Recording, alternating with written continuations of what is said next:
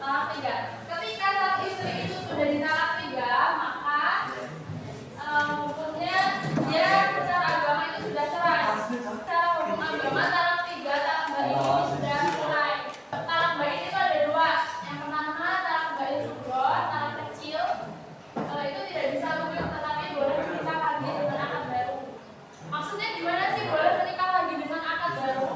Jadi ketika sang istri itu sudah ditalak tiga oleh sang suami, kemudian dia itu tidak bisa rujuk dengan sekedar meminta maaf, itu tidak bisa. Nah, talak tiga ini rujuknya gimana? Istri tadi yang sudah dicerai itu bisa dirujuk dengan cara yang istri itu tadi sudah dicerai, kemudian sang istri tadi menikah lagi dengan laki-laki lain. Setelah dicerai, kemudian menikah lagi dengan laki-laki lain, sudah digauli oleh laki-laki, oleh suaminya yang baru sudah dicampuri.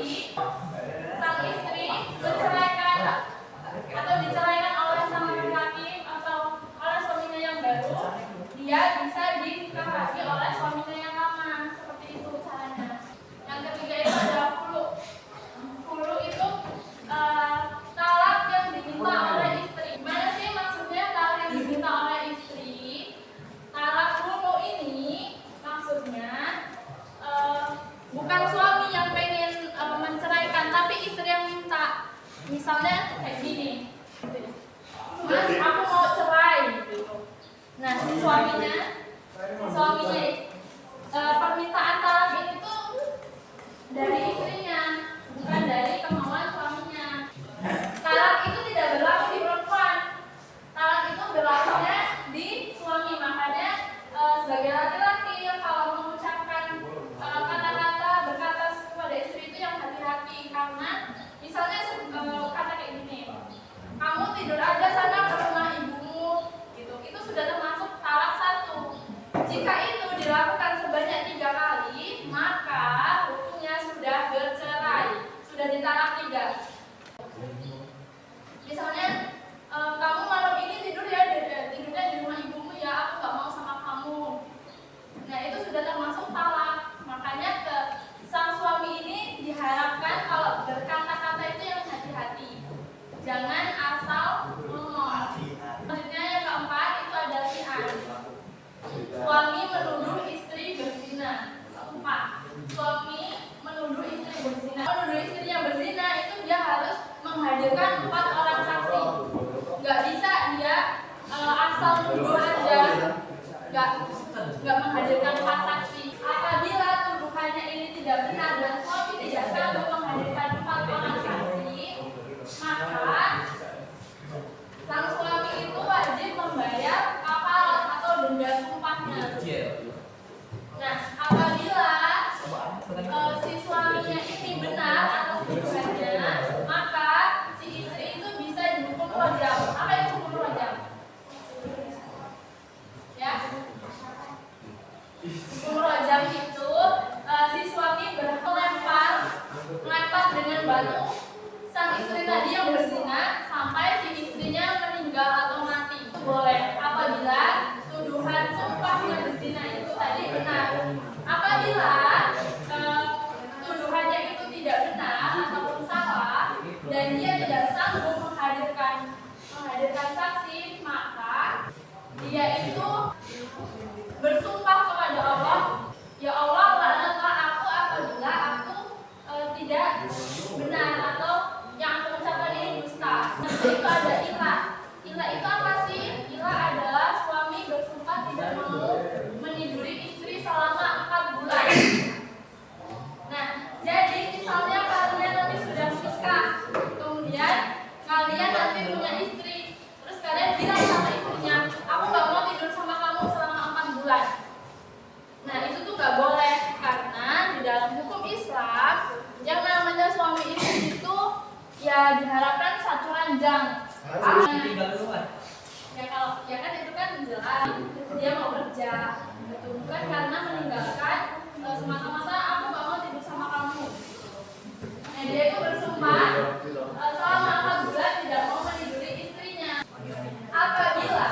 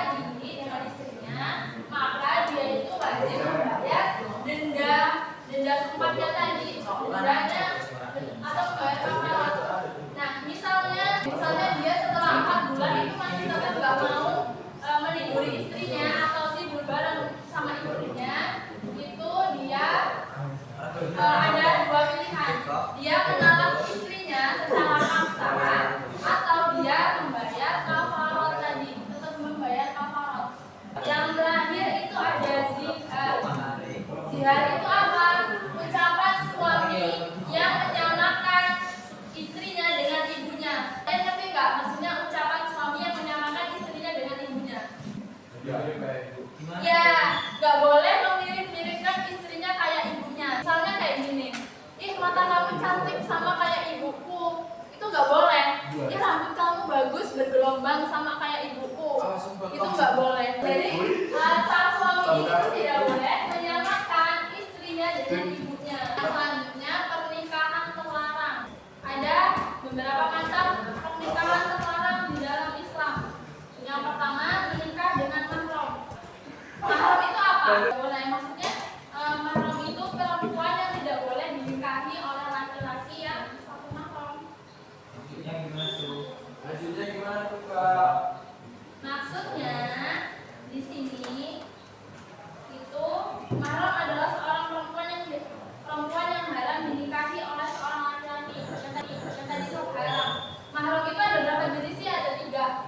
Yang pertama, karena keturunan. Mahram karena keturunan itu siapa yang termasuk ke dalam mahram keturunan? Ibu kandung. Ibu kandung kita nggak boleh menikah sama ibu kita sendiri. Kita nggak boleh menikah sama nenek kita. Ya kan, siapa tahu ada rasa benih-benih cinta. Adik kandung itu nggak boleh. Terus kakak kandung, adik kakak kandung itu nggak boleh. Berarti adiknya atau kakaknya nggak boleh dinikahi. Kenapa sih kok nggak boleh menikah dengan satu keturunan? Kalian udah jadi nikah? Kenapa tidak boleh menikah dengan satu keturunan? Ini Islam juga dilarang karena itu bisa menyebabkan cacat. Karena pernikahan saudara itu bisa menyebabkan kecacatan. Nanti bayinya itu nggak normal. Pokoknya ada sistem yang dia itu nggak normal. Makanya nggak boleh menikah dengan keturunan saudara. Berarti jadinya anak spesial. Iya, benar. Kalau saudara jauh. Kalau saudara jauh, sepupu tapi jauh, itu masih boleh. Itu cacat terus semua. Itu apa sama sekali?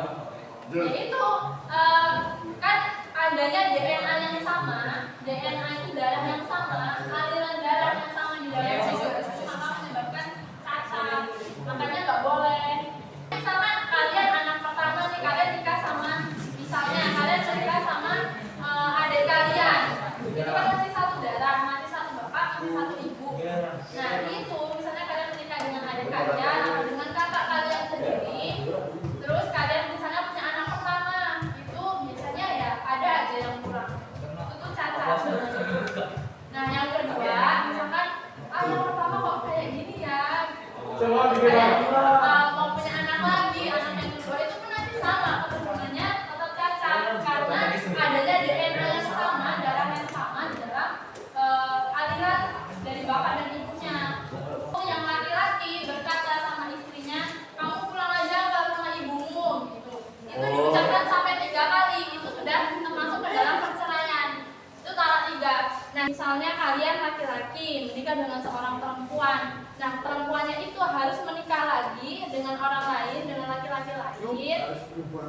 Iya, berhubungan badan dulu, harus digauli, dicampuri oleh laki-laki lain gitu. Kemudian dicerai, lalu balik lagi. Ya itulah kenapa makanya kalau ngomong itu hati-hati. Lidah itu emang nggak bertulang, tapi bisa menyakiti. Dari talak itu adanya masa idah.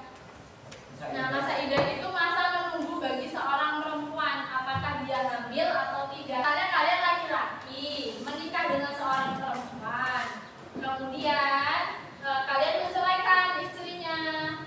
Setelah itu masa idah bagi seorang perempuan itu bermacam-macam. Misalnya kalian meninggal, si perempuan ini wajib menunggu selama 4 bulan 10 hari. Itu fungsinya buat apa sih? Fungsinya buat menunggu apakah si perempuan itu hamil atau enggak. Karena nanti kalau misalnya belum 4 bulan 10 hari lalu si perempuan menikah lagi, nanti nasab anaknya itu bingung. Itu tuh anak dari suaminya yang lama atau anak dari suaminya yang baru. Berbuat ganti pasangan, kalian itu bisa kena penyakit menular seksual. HIV. Nah, Sipilis. ya sipilis, HIV. Nah, itu terjadi kenapa ya? Karena kalian itu berbuat ganti pasangan. Nah, misalnya HIV itu misalkan yang laki-laki atau perempuan sering berbuat ganti pasangan, nanti dia kena penyakit HIV. HIV itu tidak bisa sembuh. Sifilis masih bisa, tapi ya itu harus melakukan pengobatan. Kalau HIV itu nggak bisa sembuh. Permanen. Ya permanen sampai seumur hidup kalian nanti hidup sampai 70 tahun, 80 tahun, 100 tahun pun kalian akan tetap mengidap HIV apabila kalian berpasangan. Efeknya apa? Bisa karena keturunan. HIV efeknya apa? Mandul. Ya enggak, kalian bisa punya anak. Misalnya ya yang laki-laki atau yang perempuan itu mengidap HIV. Ketika nanti kalian menikah, kalian itu harus jujur dengan pasangan kalian. Ada yang bisa dikulik dari pertemuan ini? Tidak ada. Jadi kesimpulannya, ketika kalian